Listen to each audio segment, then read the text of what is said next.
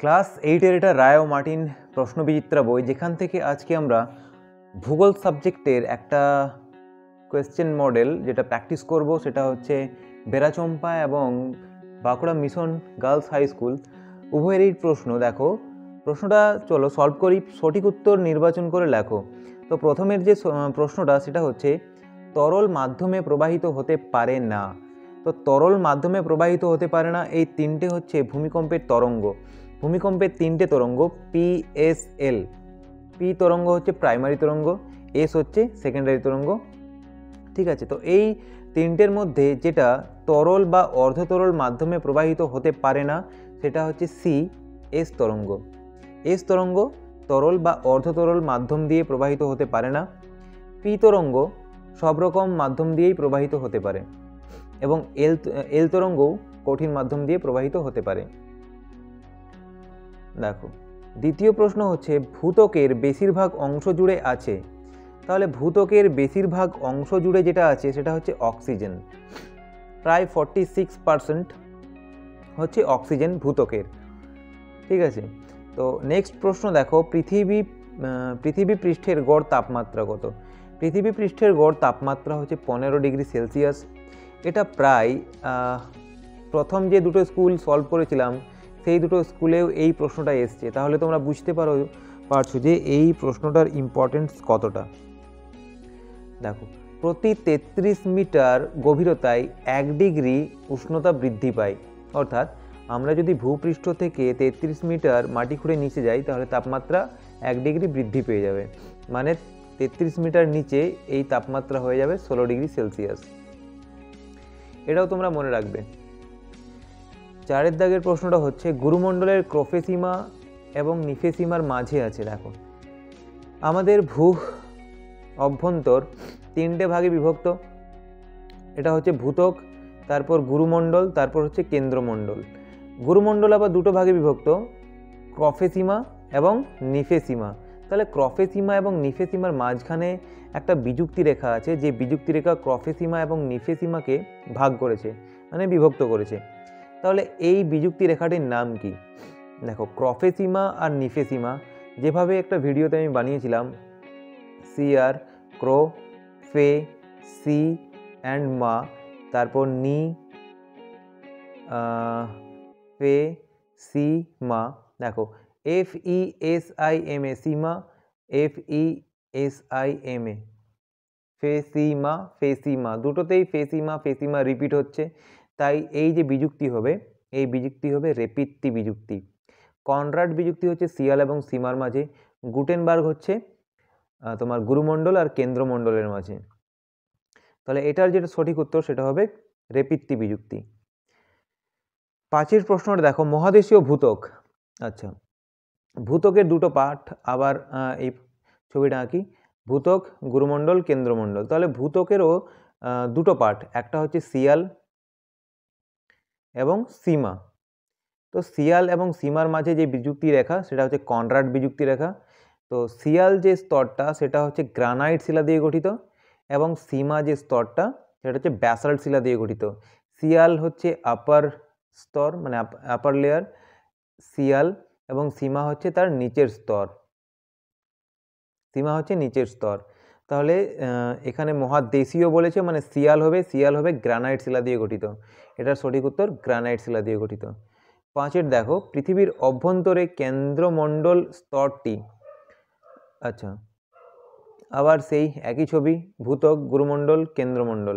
তাহলে গুরুমণ্ডল কত কিলোমিটার পর্যন্ত বিস্তৃত এবং কেন্দ্রমণ্ডল কত কিলোমিটার পর্যন্ত বিস্তৃত? এখানে চেয়েছে কেন্দ্রমণ্ডল স্তরটি কত কিলোমিটার পর্যন্ত বিস্তৃত, তাহলে এটা হবে 3500 কিলোমিটার পর্যন্ত বিস্তৃত।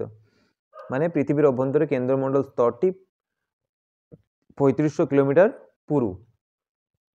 এরপর দেখো 2 এ প্রশ্নগুলোর মধ্যে প্রথম যে প্রশ্নটা সেটা হচ্ছে ভুটানের প্রধান ভাষা জ্যাংথা। তাহলে ভুটানের প্রধান ভাষা জ্যাংথা আমরা জানি, তাই তো। ভুটানের প্রধান ভাষা হচ্ছে জ্যাংথা। ভুটানের উচ্চতম শৃঙ্গ হচ্ছে কুলাকাংড়ি। ভুটানের উচ্চতম শৃঙ্গ হচ্ছে কুলাকাংড়ি।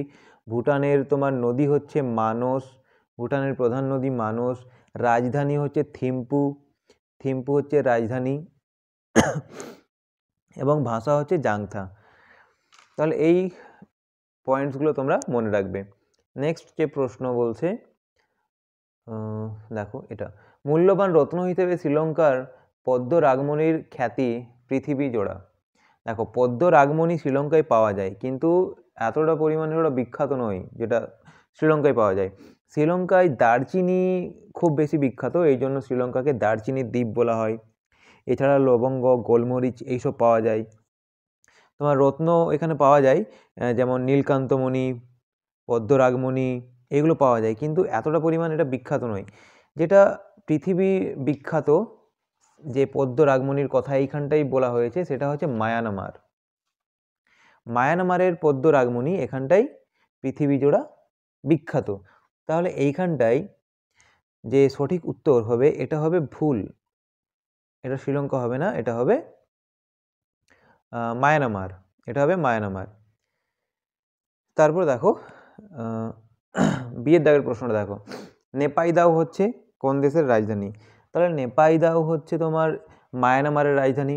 মায়ানমারের উচ্চতম শৃঙ্গ হচ্ছে কাকাবরাজি, কাকাবরাজি। মায়ানমারের প্রধান নদী হচ্ছে ইরাবতী, মায়ানমারের প্রধান নদী ইরাবতী, রাজধানী নেপাইদাও। প্রধান যে ভাষা, ভাষা হচ্ছে তোমার বর্মী, বর্মী ভাষা। এই পয়েন্টগুলো মনে রাখবে। এরপর দেখো 2 নম্বরের প্রশ্ন, 3 দাগের, সার্কের সদস্য দেশগুলির নাম বলতে বলেছে। দেখো সার্কে আমরা পড়েছিলাম আগের ভিডিওগুলোতে, প্রধান 8টি দেশ এখানে অন্তর্ভুক্ত রয়েছে। এই 8টি দেশের মধ্যে রয়েছে আমাদের ভারত, তারপর রয়েছে বাংলাদেশ, নেপাল, ভুটান রয়েছে, শ্রীলঙ্কা রয়েছে, পাকিস্তান, মালদ্বীপ এবং আফগানিস্তান। এই 8টি দেশ নিয়ে সার্ক গঠিত। সার্কের পুরো নাম হচ্ছে south Asian association for regional cooperation. এটি 1985 সালে 8ই ডিসেম্বর এটি স্থাপিত হয়। স্থাপিত হয়ে এটা বাংলাদেশের ঢাকা শহরে, এবং এর যে সদর দপ্তর সেটা হচ্ছে নেপালের রাজধানী কাঠমান্ডুতে। নেক্সট যে প্রশ্নটা, মায়ানমারে কি কি ধরনের অরণ্য দেখা যায়? তাহলে দেখো মায়ানমারে যে সকল অরণ্যগুলো দেখা যায় সেগুলো হচ্ছে তোমার গর্জন, চাপলাস, মেহগানি মতো মানে চিরসবুজ বৃক্ষ দেখা যায়। এছাড়াও এখানে রয়েছে অর্জুন রয়েছে, অর্জুন, তারপর শাল, সেগুন, এই গাছগুলো রয়েছে যেগুলো হচ্ছে পর্ণমোচী বৃক্ষ। আবার এখানে ঢেউ খেলানো তৃণভূমিও রয়েছে। তাহলে এইগুলো 2 নম্বরের জন্য যথেষ্ট। 3 দাগেরটা বললাম। এরপর দেখো 2 এমন 2টি প্রতিবেশী দেশের নাম লেখো যাদের সমুদ্র বন্দর নেই। আচ্ছা, তাহলে এখানে আমরা বলতে পারি যে যাদের সমুদ্র বন্দর নেই, তাহলে নেপাল একটা হবে, একটা ভুটান হবে, দুটোই। এদের কোনো সমুদ্র বন্দর নেই, তাহলে নেপাল আর ভুটান। আর এছাড়াও 4 দাগের প্রশ্ন দেখো, সার্ক গঠনের উদ্দেশ্য কী ছিল? তাহলে সার্ক গঠনের উদ্দেশ্য আগের ভিডিওতেই বলেছিলাম। দেখো সার্ক গঠনের উদ্দেশ্য হচ্ছে প্রতিবেশী দেশগুলোর সাথে সম্পর্ক বজায় রাখা, সুসম্পর্ক বজায় রাখা। ভারত এবং তার প্রতিবেশী যে দেশগুলো আছে, যে 8টা দেশ, তাদের মধ্যে বাণিজ্যিক আদান প্রদান হলো, তারপর তাদের মধ্যে সুসম্পর্ক বজায় রাখা, এই সব কাজগুলোর জন্য এই সার্ক সংস্থাটি স্থাপিত হয়। বিভিন্ন দেশগুলোর মধ্যে শান্তি, স্থায়িত্ব, অর্থনৈতিক প্রগতির উদ্দেশ্যে সার্ক গঠিত হয়েছে। এতটা লিখলেই 2 নম্বরের জন্য যথেষ্ট। আর এই যে বড় প্রশ্নগুলো রয়েছে, 4 দাগের বড় প্রশ্নগুলো, এই প্রশ্নগুলো যদি তোমরা কমেন্ট করো তাহলে এই প্রশ্নগুলো নিয়েও ভিডিও বানানো যাবে। আর তা না হলে এই ভিডিওর মাধ্যমে তো এগুলো দেখানো যাবে না। এই অ্যান্সারগুলো তোমরা নোটস হিসেবে পেয়ে যাবে। তার জন্য তোমরা ডিসক্রিপশন বক্স চেক করো, এখানে একটা হোয়াটসঅ্যাপ গ্রুপের লিঙ্ক পাবে, ওই হোয়াটসঅ্যাপ গ্রুপে তোমরা এই নোটসগুলো পেয়ে যাবে। তো এই ভিডিওটি আজকে এখানেই শেষ করছি। পরবর্তী ভিডিওগুলো পাওয়ার জন্য তোমরা চ্যানেলটিকে অবশ্যই সাবস্ক্রাইব করে রাখবে।